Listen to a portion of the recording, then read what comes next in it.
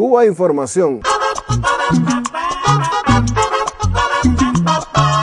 No me digan más mentiroso, no me digan más, no me digan más. El pasado 3 de enero moría en una cárcel de Chicago, Estados Unidos, una mujer que realizaba una huelga de hambre. En noviembre de 2011, 3 presos varones morían en California, también tras una huelga de hambre que movilizó a 12.000 prisioneros en 13 estados del país. Nada de esto fue noticia internacional ni provocó protestas diplomáticas contra el gobierno de Estados Unidos. El pasado 19 de enero fallecía en Santiago de Cuba el recluso Wilmar Villar Mendoza. Inmediatamente los medios internacionales divulgaban la versión de la llamada disidencia cubana vinculada al gobierno de Estados Unidos. El recluso habría fallecido por una huelga de hambre en protesta por haber sido encarcelado tras participar en una manifestación pacífica. Esta versión era repetida hasta la saciedad en todos los medios. Era su protesta por la condena de 4 años de prisión impuesta tras una marcha opositora. Fue detenido durante una manifestación pacífica. Por una pena de cárcel de 4 años a la que fue condenado por sus actividades políticas. Participaba en una manifestación en contra del régimen. Fue detenido y acusado de desacato a la autoridad y tras ser condenado a 4 años de prisión, Villar comenzaba una huelga de hambre en señal de protesta.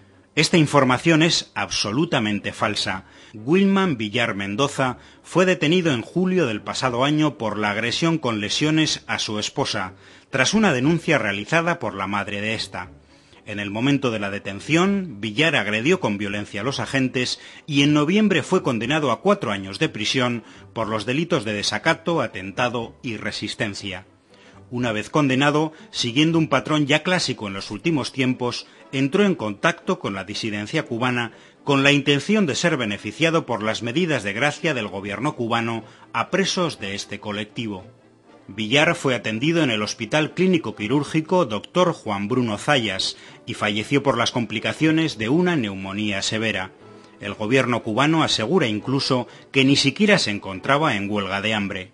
En contraste con el silencio diplomático tras las citadas muertes por huelga de hambre en Estados Unidos, las presiones diplomáticas contra Cuba tras la muerte de este preso no se han hecho esperar. El gobierno español, por ejemplo, exigía al cubano liberar a todos los presos políticos. Hacer un emplazamiento a las autoridades cubanas para la liberación de todos los presos políticos. Debemos recordar que Amnistía Internacional reconoce como presos de conciencia solo a 3 personas en Cuba, y lo hace en un comunicado publicado, por cierto, al calor de estos últimos acontecimientos, ya que la ONG no reconocía ningún preso de conciencia en la isla desde la última excarcelación en marzo de 2011.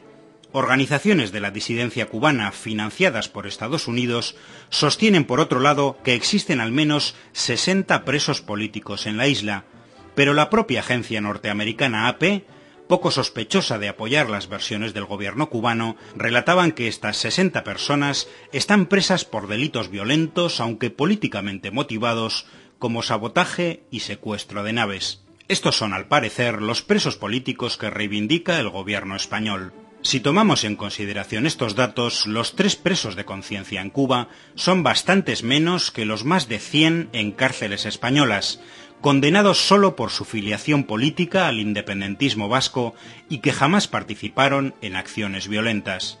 También habría que recordar que en julio de 2011 fallecía en la cárcel de Teruel, en España, un preso tras 5 meses en huelga de hambre.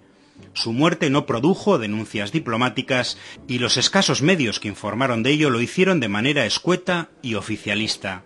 El pasado 20 de diciembre fallecía en el Centro de Internamiento para Extranjeros de Madrid una inmigrante congoleña sin papeles, por una neumonía que no le fue diagnosticada porque dicho centro carecía de servicios médicos. Por todos estos hechos, el gobierno cubano no ha dirigido ninguna nota de protesta al gobierno español. ¿No es hora de que comience a hacerlo?